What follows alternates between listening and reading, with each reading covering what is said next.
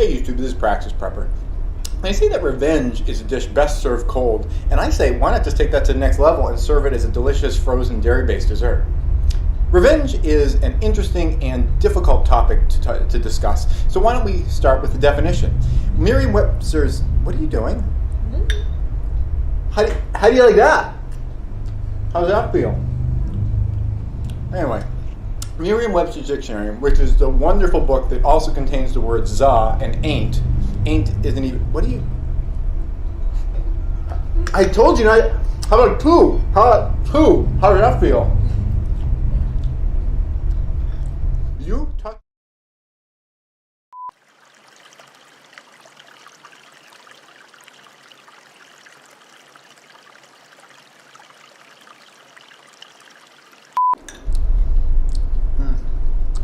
Hey YouTube, this is Praxis Prepper. They say that revenge is a dish best served cold, and I say why not just take that to the next level and serve it as a delicious frozen dairy-based dessert.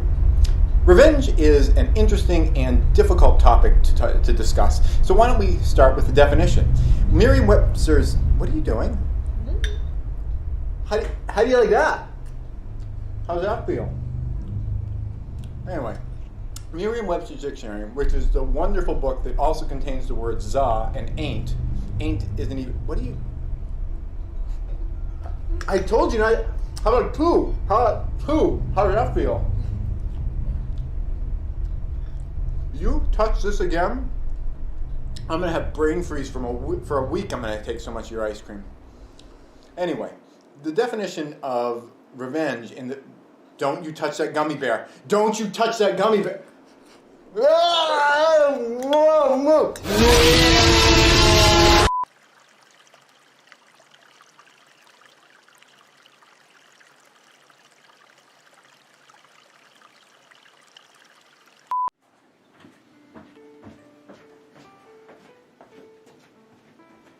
Son? What are you doing here? We need to have a very serious father-to-son discussion about protection. Shut up, Dad. This is serious. Now that you're a man, I know that you and that girlfriend of yours have been going out, what are the kids today calling it?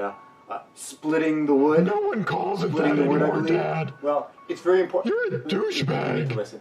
It's very important that you protect yourself because I love you. Stop being I love you and you need to gross. protect yourself. So I want to make sure that you know how to use one of these. Oh, Dad, that's gross. Put that back. You need to watch this. I'm going to demonstrate on myself, Dad. so that you have some sense of this is how so to gross. use Dad. this particular.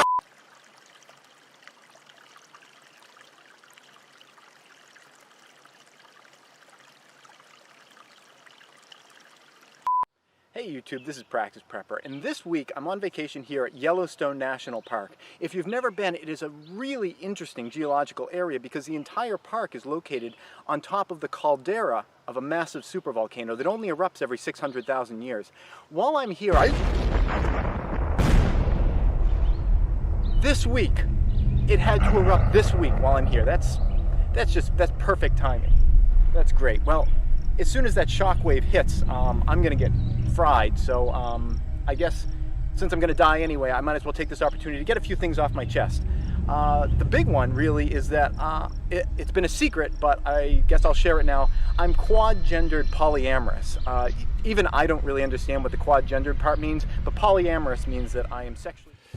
Hey everybody, and welcome to the pre-show. This is not the actual live stream. We're using some new software tonight. It's much better. In fact, it's got a hair trigger on it. I didn't intend to have it start live streaming when it did, but it did, and we're live streaming right now. The reason I'm telling you this isn't to just bore you or entertain you with how stupid I am, is I haven't loaded up the Alien Invasion trailer into the software yet, so I have to do that, and what that's going to look like on your end is that the video that you're watching is going to go black for a moment. It'll be black for a few seconds, I think, and then it'll come back to me here, I guess, and I'll tell you that we're done, and then we're going to go back to the loader stuff, because I honestly, I'm not ready. I don't even know if the camera's focused yet. So I just want to explain to you what's going on, and we're going to do that, and I'm going to do it as quick as I can, and I'm going to be really careful not to actually start the trailer. It's new software. I'm learning it right now. So here we go. It's going to go black, and then it should come back to me and Amber here, eating her potato sticks.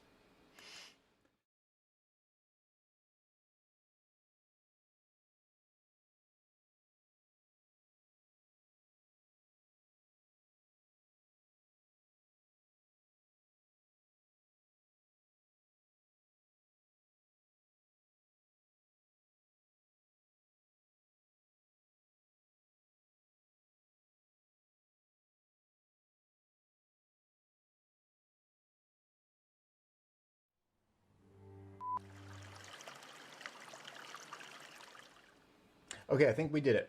So what we're going to be doing is going back to the pre-show loop. I know we're about 10 minutes early. I've got other things to do, including things like focus the camera and all that and make myself pretty. So we'll be back at 8:30 to see you guys in just a little bit. And isn't it, I think we're shooting this out at 720 resolution, like instead of that blurry video that was happening the last few times. That was horrible software I was using before, and I paid for it. But it just got worse and worse. Okay. I'm learning the new stuff. I'll see you guys again in 10 minutes.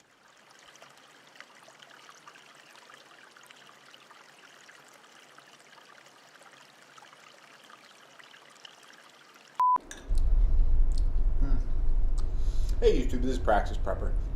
They say that revenge is a dish best served cold, and I say why not just take that to the next level and serve it as a delicious frozen dairy-based dessert.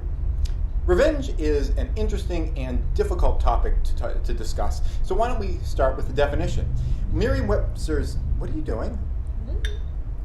How do you like that? How does that feel? Anyway, Merriam-Webster's dictionary, which is the wonderful book that also contains the words za and ain't isn't even, what do you, I told you not, how about poo? How does that feel? You touch this again, I'm going to have brain freeze for a week. I'm going to take so much of your ice cream. Anyway, the definition of revenge in the... Don't you touch that gummy bear. Don't you touch that gummy bear.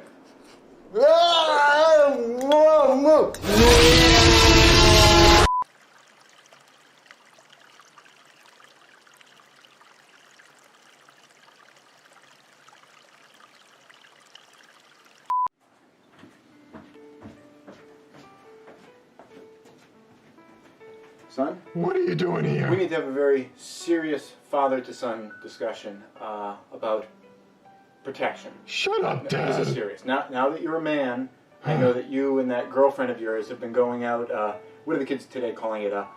Splitting the wood? No one calls it that Splitting the wood, I anymore, believe. Dad. Well, it's very important. You're a douchebag. You need to listen. It's very important that you protect yourself because I love you. Stop being I gross. love you and you need to protect yourself. So I want to make sure that you know how to use one of these. Oh, Dad, that's gross. Put that back. You need to watch this. I'm going to demonstrate on myself Dad. so that you have some sense of This is how so to gross. use Dad, this particular... Dad, this is-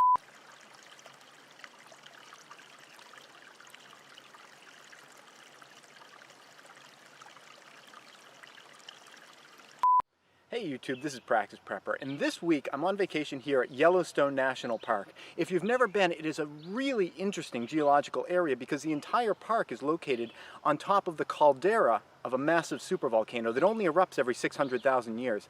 While I'm here, this week, it had to erupt this week while I'm here. That's perfect timing.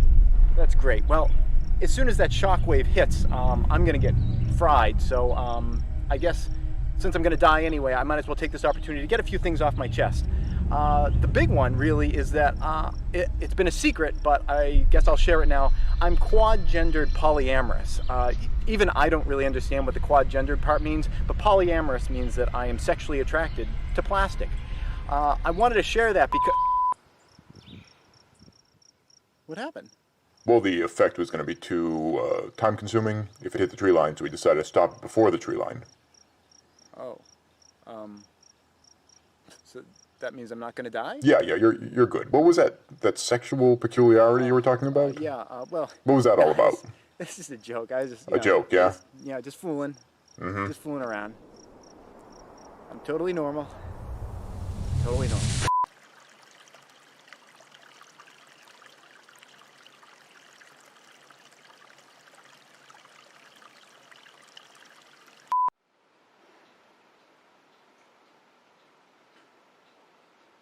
What's a six-letter word starting with the letter P that means someone who says they're going to do something but doesn't do it?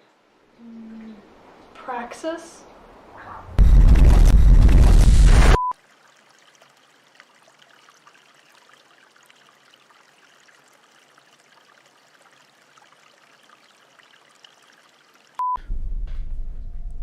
This is video log number 100. It's been 100 days since the aliens invaded and dropped the bird flu-infested clown zombies. I was prepared for that contingency. As a prepper, of course, you would prepare for that. So the very next day, I started my fortifications and, of course, gardening. Now, I'd never gardened before. It's been a bit of a rough go. Steep learning curve, I suppose.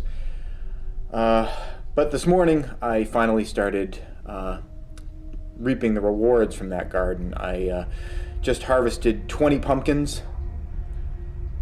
This is the largest of the pumpkins. This is smaller than I anticipated. I don't know if this is going to work out.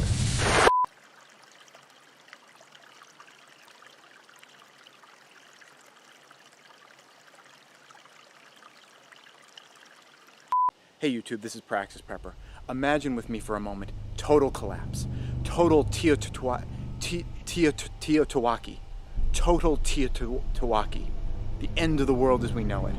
You're walking across a post-apocalyptic landscape, scrounging for everything that you need for your daily life. You see a building, the first building that you've seen in months. You go inside for shelter, for comfort, for safety. There's one room inside the building, has scientific markings on it. There's electricity running into the room. There's still some lights on inside. You go in there, bright flashing lights, electricity. That was a time machine. You just walked into a time machine and now you're 100,000 years into the future. What are you going to do now? Now it's even more total Teotihuacan. More total Teotihuacan. It's a post-apocalyptic landscape. There's nothing anymore. These peaches you see behind me, they're gone. Extinct. You do find one can, a can of delicious food. You open it up with your can opener that you happen to have in your pocket when you walked into the time machine. You open it up. It's a delicious soup-like material. But you don't have a spoon. There's no spoons. Spoons are gone. Are you going to suffer the indignity of trying to drink it out of the can? No. You need a spoon, but you don't have one. Are you going to starve to death? What are you going to do? What are you going to do, asshole?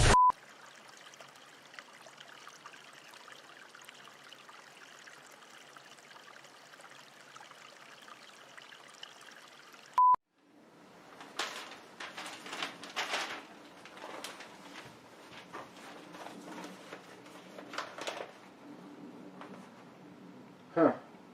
Looks like it's gonna rain tomorrow. That's it! I am sick and tired of your shit pessimism!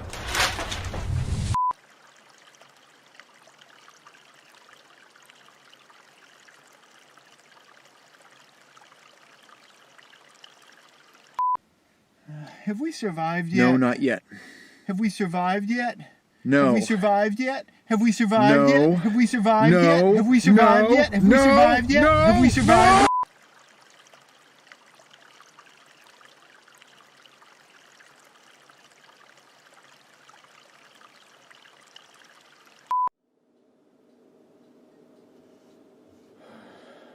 Dude, are you drinking out of the piss cup? No. The Berkey filter's just getting a little old. It's not what it used to be. Looks like the piss cup, dude. Oh. No. You're right. Yeah, this is the piss cup.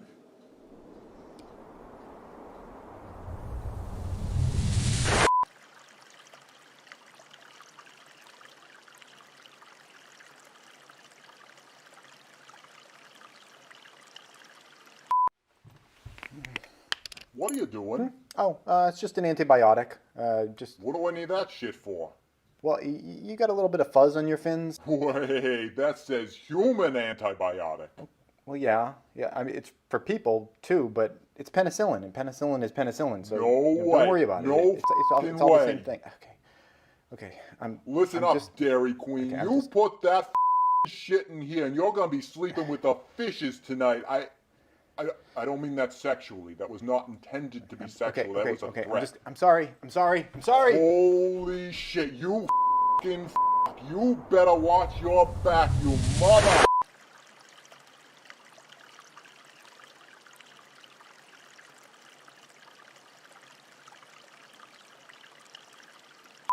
Hey YouTube, this is Praxis Prepper. On a recent alien invasion episode, I used a Faraday trash can to protect some of my electronic devices. Now, I got a lot of questions about... What are you doing? I told you to stay in my childhood. I told you to stay in my childhood. The power of Fred compels you. The power of Fred compels you. The power of Fred compels you. The power of Fred...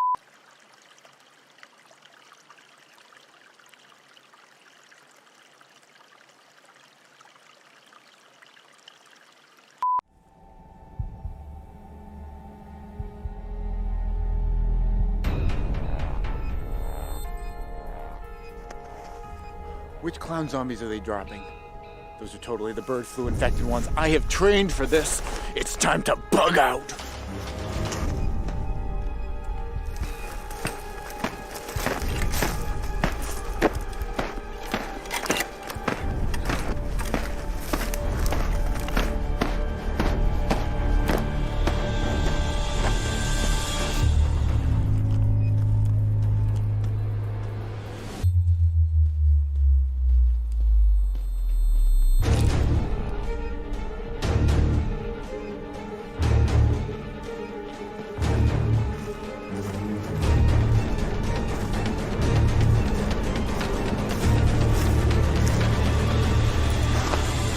Oh yeah, we're out in the wild now.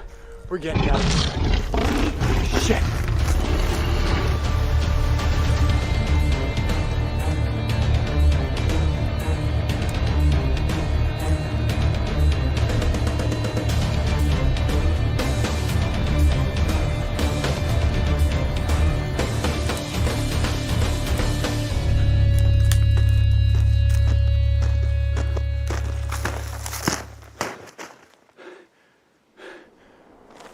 Where the am I even going? Where am I going?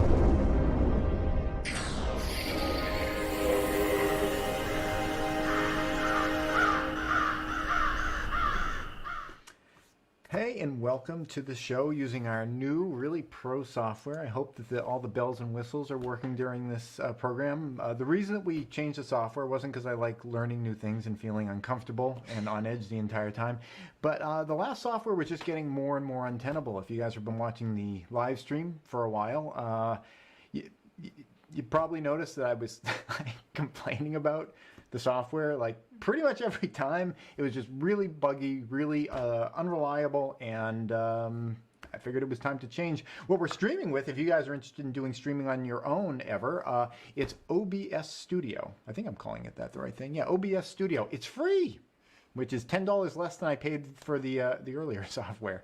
So welcome. I know a lot of people are here because they're interested in the Alien Invasion Season 2 trailer, and we're not going to do it right at the beginning because I don't want everyone to, like, you know, chew and screw, but we're not going to wait till the absolute end either. First off, I wanted to welcome all the new people that are here. I know that a lot of people are new to the channel, have popped over here. I'm actually kind of curious where a lot of you guys came from. I've seen a lot of people commenting on the massive 6-hour Alien Invasion Season 1 mini movie, and I'd be curious to where you guys had come from. Before we jump in, I want to welcome everyone that's here. We have Kev2D, a longtime viewer, frequently over here. Welcome back. And Alicia made it here. Klein522, I don't recall your screen name before, but welcome. And Steph Snyder is here. Skull and Bones is here, and B Phase 123 All right, This what? person is asking if you're drinking out of the piss cup again. I am. Actually, this is literally the same cup as in that thing. I've watered down my piss a little bit though, because I was getting a little low, and there's some caffeine in my piss, so I figured that's about half just regular water that I spiked here at the beginning in case I get like a rough throat or whatever. Speaking of rough throats, I don't know if you guys have heard. There's this thing going on, COVID. Ooh, super chat. Oh, hey, thank you so much. You guys can send super chats if you want to help us out with the channel. That's another way. In addition to joining the Patreon, sending us super chats always helps us out as well. Thank you very much, Kev2D, for that. And Cogito Aprendo is here. So anyway, I'm not sure if you guys have heard. There's a thing called COVID going around, and it actually hit pretty close to our home. In fact, our previous house where you guys have been watching my channel for a while. It's like the last homestead I was in, the one that got destroyed by the aliens in the previous season of Alien Invasion.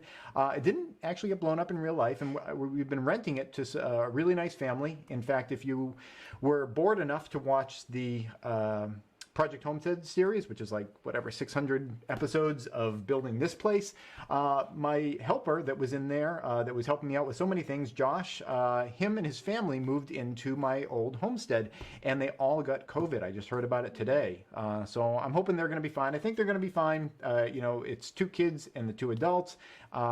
Doctors have had a good year of practicing and finding out how to best treat people, but it's a contagious disease, and the dad is a nurse, and I got the impression early on he wasn't taking the precautions super seriously. I know a lot of people were in that boat, but he's been a nurse, he's been working, I'm sure he's been doing all the regular PPE that they ask him to do in his job, but I presume he was the one that picked it up just because he's in that environment, and it's very contagious, so it went through the whole house, and they're all suffering from it now. So I'm hoping that they're going to pull through. If you guys are, the praying type, you could pray for them or whatever, but, I feel bad for them, because pneumonia, a lot of people poo-poo on COVID because it's not like airborne, flesh-eating Ebola. It's not like the horrifying plague that a lot of preppers were, preparing for, myself included. But still, it's pneumonia, and pneumonia is like the worst kind of cold that you can possibly get, and occasionally it is fatal. So, I'm hoping they're going to pull through, and I presume they're going to. But yeah, it's just a reminder that I know a lot of people are thinking, we're coming off the back of the second wave, and a lot of states are kind of opening up, and they're like, okay, time to get back to normal. But it's still out there, and still be careful. And pneumonia sucks. Pneumonia sucks to get. It's awful, it's uncomfortable, and in really rare occasions it's fatal. So we're hoping they're going to pull through. Do we got something? Kev2D said that he got COVID. Oh, he got at some COVID. point. Okay, so I guess Kev, yeah, a lot of people have had it. It hits people in different ways. I don't, maybe it's already been through our house. That's the thing. I wish we could, it was easy to just get antibody testing to just find out, because we're still taking precautions, but you don't know. So Wait, what percentage of people remained asymptomatic for like? I don't know. There's the fog of war at this point, and it's like if you want, for people who want to believe that most people are asymptomatic, those people tend to say it's like, oh, everyone's asymptomatic, it doesn't hurt anybody. And for people that want to think that it's there's not that many asymptomatic people go there, but it's like I said, it's a fog of war right now, and you don't ever really have total information. Getting back to Alien Invasion, that was one of the big themes that I had in the first season, and we are going to be getting to the trailer for the second season. If you're just joining now, Common Man, I see you. You haven't missed it yet. But one of the big themes in the first season of Alien Invasion, and I'm sure I'll continue it through the rest of the series, is the idea that you don't always know everything. When you're watching a disaster movie, great disaster movie, by the way, Greenland. It's a comet impact movie. I just saw that the other day with my boy River. He really enjoyed watching that. It's a really good disaster movie. If you want some escapist entertainment along the lines of Alien Invasion, I'd highly recommend that. It was a fun watch. But when you're watching disaster movies and SHTF, Teotihuacan movies, and all that kind of stuff, it's oftentimes shown from the omniscient perspective of kind of like this narrator. They could they're jumping all over the place. Like, we're in Washington D.C. now, we're in San Francisco, now we're in Shanghai. Disasters only happen in major cities, I think, usually. But there's usually not a sense left in the audience that you don't know what's going on, because they want to tell the story, they want to explain things, and there's some mystery throughout it, but everything gets tied up in a neat bow at the end, and that's not always the way it is in real life. A lot of times, you don't know what's going on while it's happening. And even at the end, after it's over, there's questions as to what actually happened. So I think that's real life, and I've been trying to convey that in the Alien Invasion series. Do we have anyone else jumping in or anything? Oh, okay, Alicia liked Greenland as well. Okay, so the one thing, here's your homework for this live stream. After the trailer, which we're going to be playing very soon, after the trailer, what I really would like to talk with you guys about and hear your thoughts as well are 2021. I mentioned in the little video letting you guys know we're going to do this live stream tonight that I usually have and I said it earlier, like a happy-go-lucky attitude when it comes to things. It's kind of like, there's all this crazy stuff that could happen, but, usually it doesn't. This year's looking like it could be kind of a bumpy year. Who knows what's going to happen with COVID. We might be going into a third wave at this point. I think everyone's pretty sick of it. That'd be great if that didn't happen, but who knows? We've got economic issues, stemming from COVID, but also from all the years of crazy financial policies, that people are going to blame on COVID. But we've got economic craziness. Things are happening in Ukraine that are people always talk about, it's World War III again, you have all these proxy little battles going on. So there's that. There's all sorts of things going on. And we have a major change in the United States government, lots of new policies going in, some that I agree with, some that I'm a little apprehensive about. One that I'm, concerned about is what's going on with, firearms laws and everything. I mean, we've got a mass shooting every week. That's a great advertisement for banning weapons, really. If you are, if you would love to see weapons banned in the United States, the best thing you can do is act super irresponsibly with them. So we have this constant, reminder of the downsides of liberal firearms ownership. So there's lots of concerns I've had. I'm wondering what concerns you guys have. And after the trailer, let's talk about that. Do we have one thing we want to chat about before the trailer, though? Kev2D has a question. It's Kev2D's holding us up. We would literally be watching the trailer right now if it wasn't for you, Kev2D. I'm sorry. Okay, what is it? Do you think the U.S., Europe, or Asia will be on top in 2022?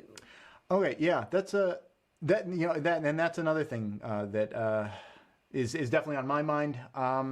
The United States has been on top of the world for the memory of pretty much everyone that's alive right now. I mean, that's the way the world has been for all of our lifetimes. No matter how old you are, I mean, it's been long enough. It was after World War II.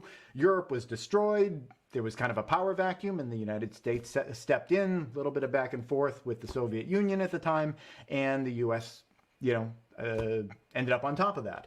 For all of our lifetimes, the norm is that the United States is the world power, but it has only been a few decades, and that is not really, well, the United States is a new country, of course, going back historically, the United States was not on top. But, the norm is that power changes hands. And I think we're in one of those periods. Classically, the power center of the world, I think a good argument can be made is that it kind of always been in China. If you were an alien, getting back to Alien Invasion, we will do the trailer as soon as I address this idea. If you were an alien coming to Earth, I think you would look at it as a Chinese planet. The majority of the human beings on this planet, live in that area. And I think that would be kind of the filter through which you look at Earth. There's China, and that's where all the people are. And there's a few other smatterings around the world. And, occasionally those other players grab the torch for a little while. But yeah, I think things are going back to China. Do I think that's a good thing? It doesn't matter whether I think it's a good thing or not. It's comfortable for us to live in the world power where our currency is the reserve currency for the whole world. That has given us all sorts of completely undeserved privileges, but it's nice to have them. So, am I excited about the idea that I think that's coming to an end? No, but, that's life. So yeah, I mean, I think that's where things are headed, is back to where they generally have been, which is, China is a center for ideas and growth. And, there are downsides to horrifying top-down control structures, but there are advantages too. We've seen that with COVID. A place like the United States, where it's like kind of, there's individual freedom, there's stress, and individual responsibility. Maybe people take the responsibility, maybe they don't. So yeah, I think things are going to be swinging back, and it's going to be a big change to the world. Okay, are we ready? Let's do it. So. Okay, so season 2, it's got a slightly different tone. This is a 2-minute trailer with some clips of what's coming up. And I have some messages after this about how these episodes are going to be released, because it's going to be different from last time around. And I think a lot of you guys are going to be into it.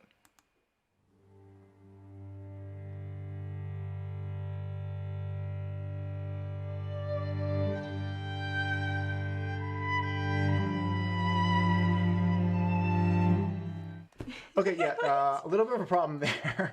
The video was larger than the screen, so I corrected it, and we're just going to start it from the beginning again. So, Oops. New software, I'm sorry. Here we go.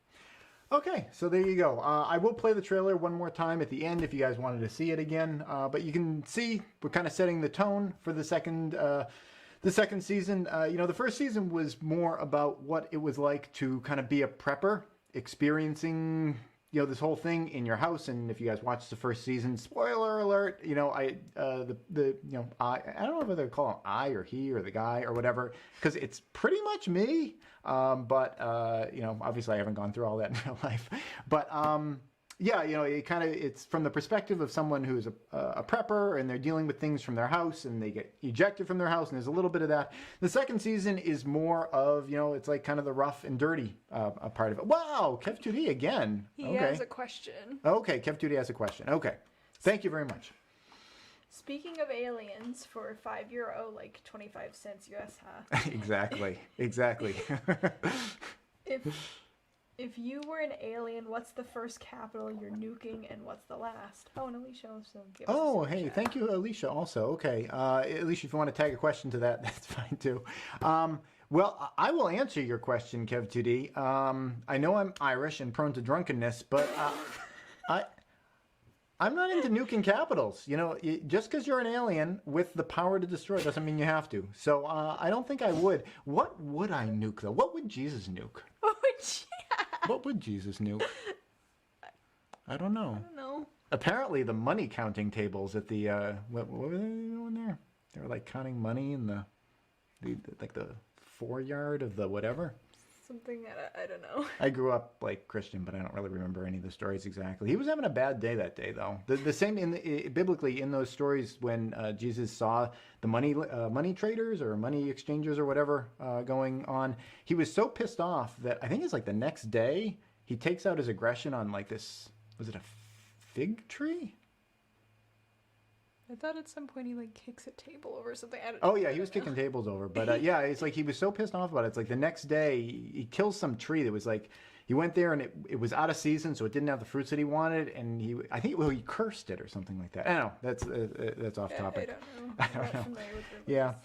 So yeah, the second season, it's going to have kind of a different tone of trying to live off the land as much as possible, because that's a challenging situation, and we're going to be talking about a lot of types of skills that are going to come in handy out in the woods in terms of finding food, specifically finding food in the winter. In the winter, you can hunt things, but if hunting isn't always, super reliable, you need to be able to forage in other ways. We're going to be talking about wild edible plants and things you can find in the winter, because the springtime is a great time for finding wild edible plants, super easy. But if you have training in it, it's super easy. But in the winter, it's pretty challenging. I mean, you're basically down to things that you can kind of dig up under the snow and various types of tree bark and stuff. Some tree barks are better than others, and we're going to talk about a lot about that throughout the series as well. So again, I would love to hear you guys' thoughts about what you are kind of preparing for as we head into 2021. And I'll talk a little bit kind of more in depth about what we've been kind of directing our focus towards. And I think I talked a little bit about just concern over new laws that are coming down the road potentially. We've got new government here in the United States, and a real feeling of enthusiasm for using legislation to solve a lot of violence problems, and that concerns me as a firearms owner. I like the idea of having firearms if I was ever in a situation where I may need them. And looking into the future with potential climate catastrophes, food shortages, economic collapse, those are kind of and potential wars even. Those are kind of exactly the sort of situations where you want to have kind of like a backstop of yourself and your family that you could kind of have some degree of ability to defend yourselves. If you were in a society where the norms and rule of law might be degrading to some degree. I'm not saying that's absolutely what's going to happen, but looking at the challenges up ahead, those are the kind of situations that tend to lead to civil unrest and lawlessness. Now you could say, well, if that ever happens, you can always call the police and they'll be there in an instant, and they'll solve all your problems for you. But in the real world, it doesn't always work that way. I know, for example, at the last homestead I lived at, I forget what the yes, I do remember the circumstance. I was living there for a couple of years. It's just on a regular road. I think there were like 4 or 5 people living on that road. I was outside and I started hearing some woman screaming. And, it could have been like an animal. It could have been like a fish or cat or something. But I started hearing some woman scream. I couldn't quite discern which direction it was from. And this is kind of pre me even having any kind of firearms or whatever. So I'd call the police. And I tell them where I'm at. And they'd never even heard of my road before. And it's just like a road in town. So, you can't always count on somebody else to solve your problems for you. If you look at situations where there have been, weather-related disasters, hurricanes and things of that nature, the police can't be there all the time for everyone in 100% of the cases. That's just the reality. It'd be great if there were, so many resources that you could have your own private security detail. And, if there's ever anything going on, you call Carl and Carl comes down and, he takes care of your problem for you and you don't have to deal with any of that yourself. That sounds kind of awesome, but that's not the reality. And, you know, when things get rough, you know, things fall through the cracks. You know, we saw that with COVID. You know, we've got hospitals. Not everybody needs to have things like, you know, respirators and what's the word I'm looking for? What are the things that like ventilators and everything? It's like you go to a hospital for that kind of thing. But, you know, when things get difficult, you know, sometimes there's just not enough, and especially when you run a society where it is just on razor-thin margins. You know, we saw this in Texas with all the blackouts and everything. People were out of power. And now I know that the line of dialogue from the right was that it was the wind turbines, or it was the Green New Deal, which hasn't happened yet, that caused the blackouts in Texas because the wind turbines, and they're just so unreliable. We have ice storms here. We have wind turbines here. They have wind turbines in Minnesota. Wind turbines are just fine when it comes to ice, unless you live in a place that's so deregulated that they just put up stuff in the cheapest way possible, and it can't take the least amount of system testing. You know, it's like a snowflake falls on them, and they wanted to save like, I don't know, like 50 cents on the building of these things, probably more than that. But they want to save money on this stuff. They do it the cheapest way possible, and then the system gets tested a little. I mean, because that was not a big storm. They got tested a little, and the whole thing collapses. So when Dusting. Huh? Yeah, it's a little, yeah, for New England, it's like that was not a big deal. But, you know, when you build a system that is so fragile and so thin because it's so cheap, you know, people love cheap, but when you build it so thin, it's just a veneer there. When it gets tested, you know, it's not what it appears to be. And I know Amber's tapping my knee, and someone's got something. Oh, wow, another super chat. Wow, this is a night of super chats. Thank you. This is from... I don't know how to pronounce your name, Antua B, but thank you very much. They say the trailer looks so darn good. Maybe you meant to say damn, but you cleaned it up for us. The trailer looks so darn good. Me and my family are getting ready for the pole shift. Yeah, lots of love for me and my family, Praxis and his family. Thank you. Yeah, you know, pole shift is something that's happening. The magnetic pole is moving, and you know, it's such a wild card, and I don't tend to prepare that much. Okay, let me put it this way. I prepare for geological events. You know, one of the reasons that we have all the respirators that we've been using for COVID is because, like, if there was ever, like, you know, a volcanic eruptions, a lot of particulates in the air, or, you know, there's so many reasons you might want to have respirators. So I plan for certain types of geological events, earthquakes, you know, pole shift, that type of thing. But I don't really set my watch by it, because geologic time and human time are such different things. Like, for example, Yellowstone National Park is on top of a giant supervolcano, which is kind of redundant because I called it giant and a supervolcano, which is a supervolcano is a giant volcano. So, and it is really due to do one of its gigantic eruptions, which is going to be cataclysmic for the entire planet. I mean, it could happen any second now, geologically. But that could be like 1,000 years from now, or 10,000 years from now, or more. So I don't tend to really focus that much on those things. I get some degree of you know, preps that are going to cover you for lots of different things, but I don't tend to focus that much on the idea of pole shift or this or that, because it's just so hard to time, because, you know, humans have only been on this planet for a certain amount of time. We've only had realistic science for an even tinier amount of time. So our perspective on being able to time those sorts of events is, you know, it's not what it is in terms of like being able to time like when it's going to rain this afternoon or whatever. So I don't tend to focus that much on that for those reasons. But, you know, if you can do general preps, like I said, like respirators, if there's ever a volcanic eruption and there's a lot of dust or particulates in the air, or, you know, having food stocked up if there's ever a giant volcanic eruption and the world is cool for several years and, you know, you're not able to put crops in, you know, those types of preps are good for all sorts of things. So I kind of prepare in that way, but I find it difficult to do preps along that line, because again, it's so hard to time that stuff. Someone from Argentina just popped into the Oh, stream. welcome. Practically the same time zone as us, and that is Slow Slip. Welcome from Argentina. What is the official language in Argentina? Is it Spanish or Portuguese? I'm curious. I know in Brazil it's Portuguese. I know but Brazil is Portuguese. Yeah, I think. Yeah. Argentina, you guys had a bit of an economic situation just a few years ago, too. I'd be interested, is that part of what got you into prepping, I'm wondering? Because I know a lot of people, they started prepping because something happened in their life. I know for me personally, it actually was a weather-related event, on par actually with what happened down in Texas, except here in New England, we got a real storm. But we had so much ice everywhere that my greenhouse, I was driving back to my house, and my greenhouse roofing panels looked all shattered, and I thought maybe like hail had gotten on them, but no, it was just so much encrusting of ice on everything. We had lost power for 9 days, or 9.5 days, and that was before I was a prepper. This was back maybe about 10 years ago or so, probably more than that at this point. Time flies. That was the kind of the motivating factor for me to get into prepping. I don't look at prepping necessarily as being something where you prepare for the end of days or super cataclysmic events, but prepping is a way of making your life easier and more convenient and less problematic.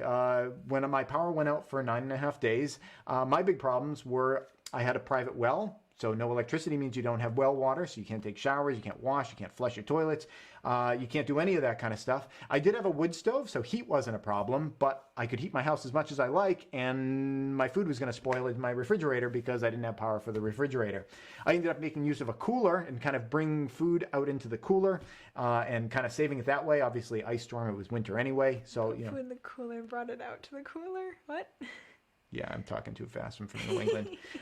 So anyway, I brought the cooler outside so it could stay cold. But that was my initial steps down. Kind of the rabbit's hole of prepping was, I don't want to lose power, so I lose my water. I don't want to lose power, so I lose my refrigerator. That what got me going. Somebody has a question. Okay, what's the question? Kev2D asks, what's the most important prep for you? Me, as a former army medic, gotta be medicine, but I love gardening, and so into it now. Yeah, well, I think that, the most important prep for you at any given time is what you're missing. I think, no matter what you have, Please it's all... turn up your volume. Turn up our volume. Let me know, who said that? Ellen Fagundes.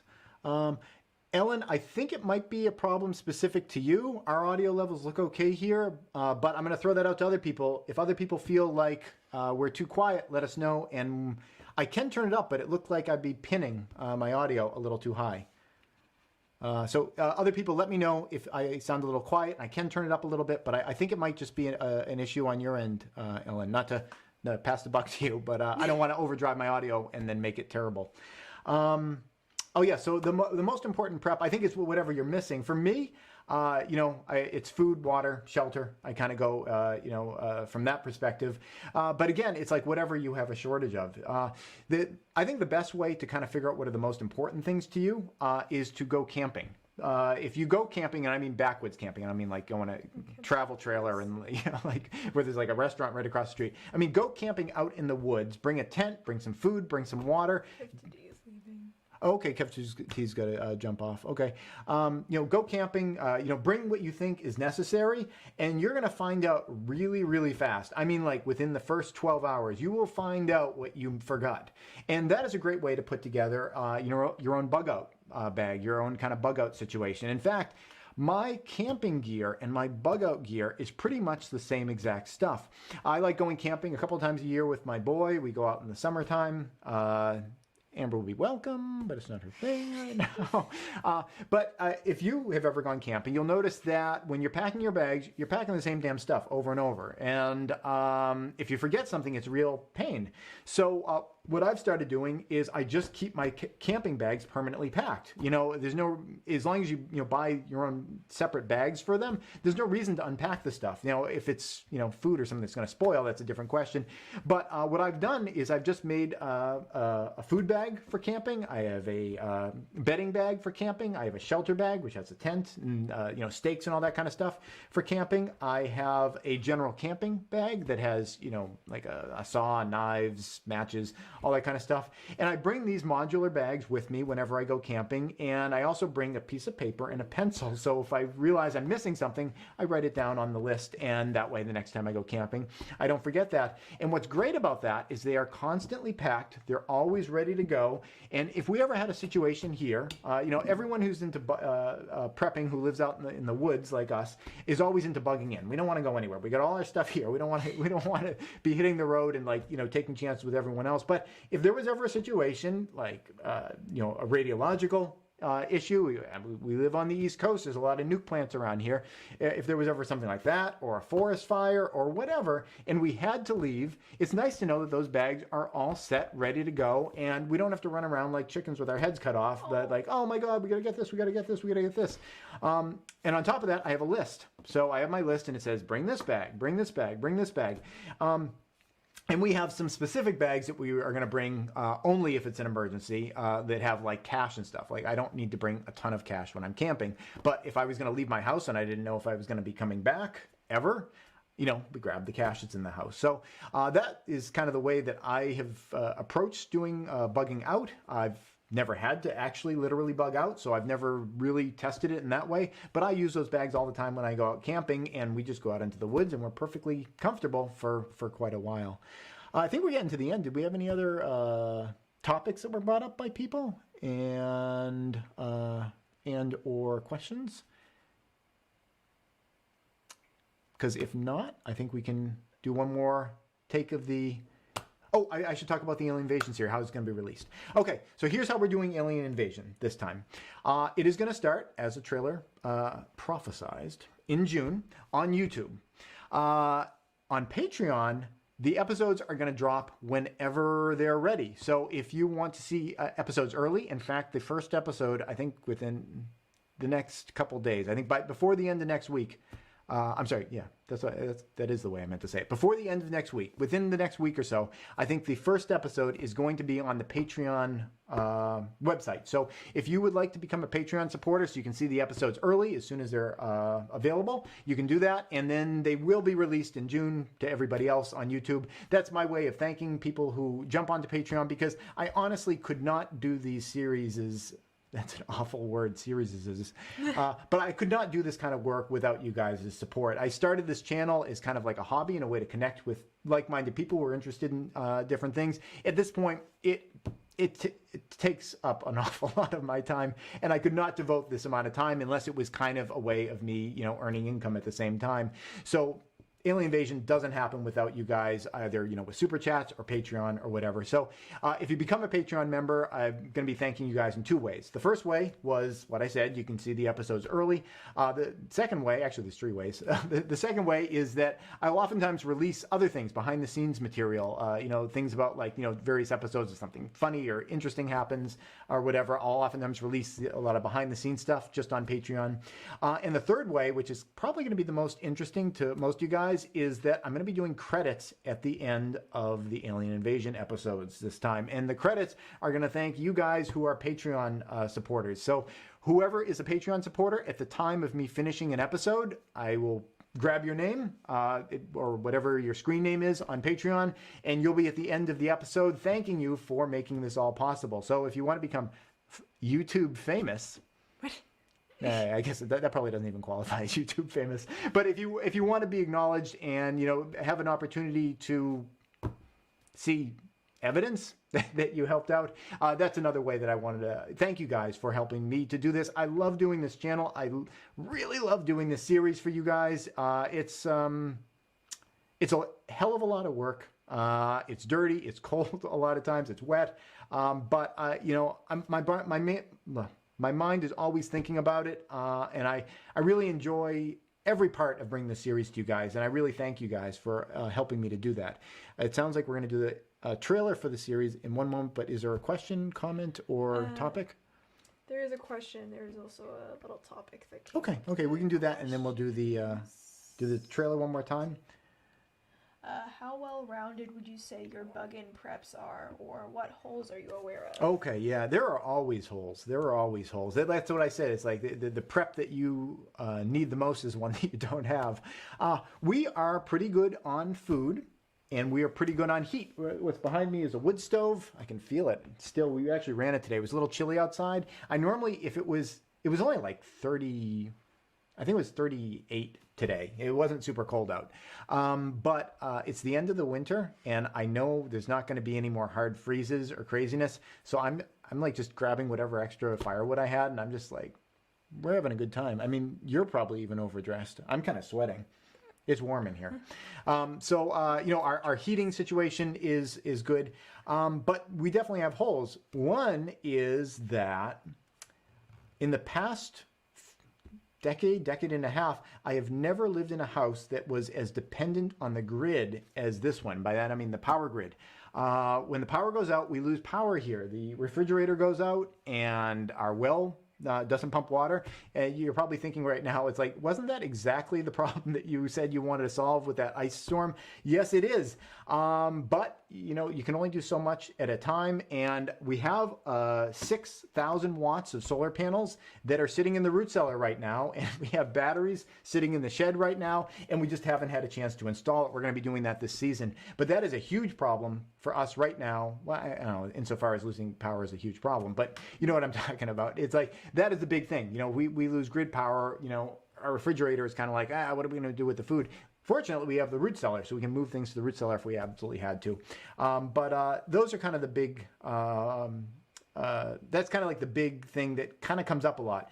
The other thing that I think is a bit of a hole for me, and it comes back to firearms and stuff that I was mentioning before, is we're pretty good on like ammunition and firearms themselves. But if there was ever a without rule of law situation unfolding around us, I can hit stuff. Like I'm a pretty good marksman. Like I can shoot things if they're standing still and I'm standing still. But I'm, in terms of like defending a house, River was talking earlier today, like, what would we do if there was a zombie apocalypse? He plays Roblox, and it's always a zombie apocalypse in Roblox that you have to defend yourself against. So he was saying, what would we do if there was a zombie apocalypse? And I said, well, the first thing is we'd have to do something about all these glass windows here. So, defense is another thing that,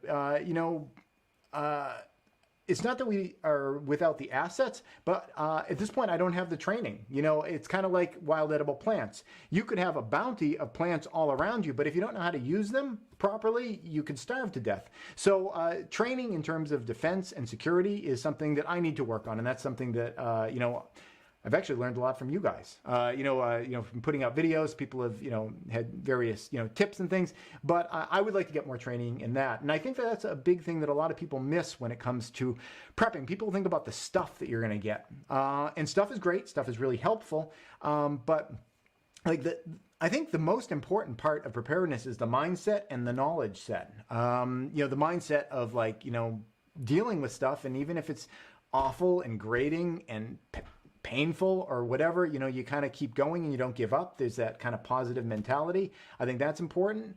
And then if you pair that with knowledge to actually do stuff, MacGyver stuff. Do people know what MacGyver means anymore?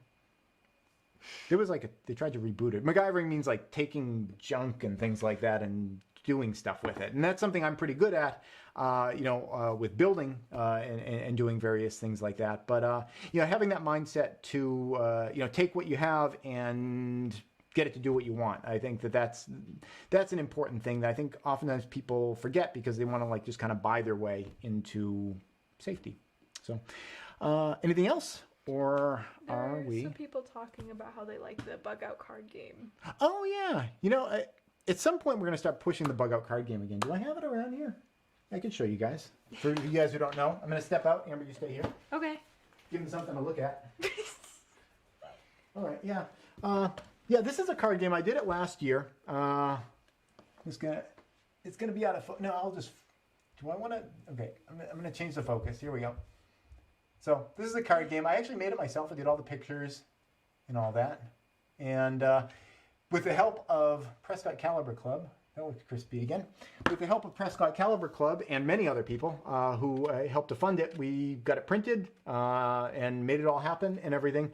I think it's pretty fun. It's based on the game, what is it called? It's like a racing game. But the idea is that there are hazards and there are preps, and you kind of like, play through the cards. And it's a way of kind of teaching to, kids in your family the idea of prepping and preparedness and saving for the future and whatever. It's mostly just a kind of a fun, colorful game. But yeah, I think I should talk about that more often, because Prescott Caliber Club has a lot of these to sell. I don't make any money on them anymore. I was just happy to see the thing happen, and at this point I feel obligated to help Ryan over at Prescott Caliber Club sell them. He's probably got hundreds of these things left. So if you're interested, there's probably a link down in the description. You can go over to his website. You can get a copy of this for yourself. Anything else? Leash the suggested. I should make the bug out card game make a cameo at LG. Is that product placement? There's nothing wrong with that. I think that's fine. Okay, well, let's go into the trailer. Thank you guys so much for joining me here tonight. I am super excited to share with you guys the first season. The first episode is actually completely cut and done. I just need to grab names off patreon.com/Praxis Prepper, and we get all the current patrons on there. So it's not too late if you want to have your name tagged in the first episode. Pop over there tonight, and just it's not tiered or anything. It's like, even if you're like $1 a month, that's like the lowest tier.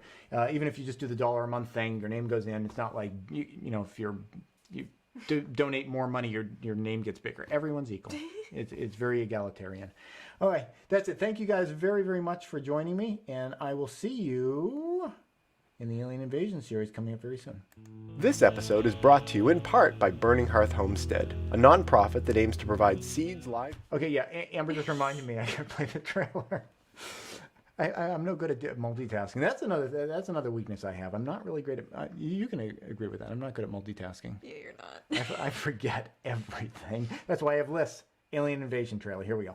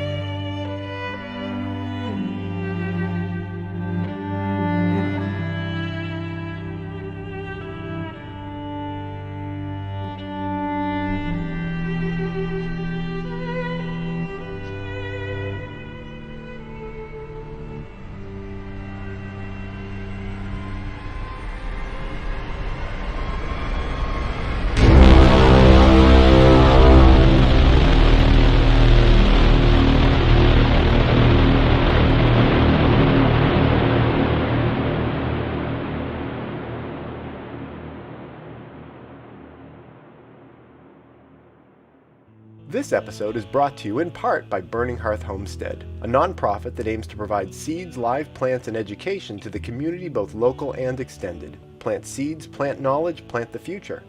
If you'd like to thank them for supporting this channel or find out more about what they do, go to burninghearthhomestead.org. Please subscribe and tune in every Friday at 4:30 New York time for a new video. And if you'd like to support this channel, you can do so both through Patreon or PayPal.